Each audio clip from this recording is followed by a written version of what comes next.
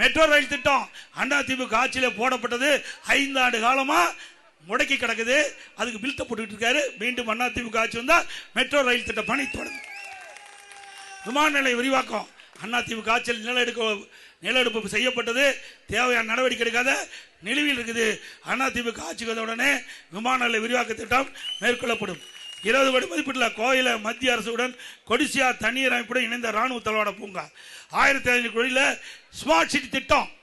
இந்த கோவை மாநகர பகுதியில் 1500 கோடியில் அந்த ஸ்மார்ட் சிட்டி திட்டம். இன்றைக்கு சீர்மிகு நகரம் பல திட்டங்களை எடுத்திருக்கிறோம்.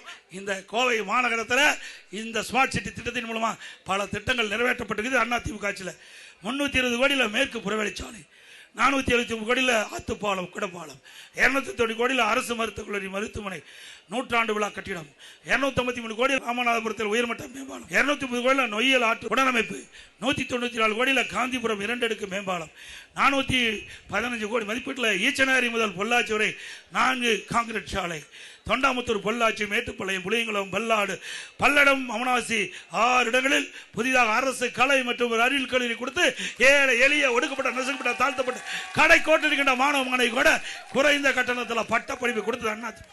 நல்லாட்சினா எடப்பாடியார் தான். வாக்களிப்பீர் இரட்டை இலைக்கே.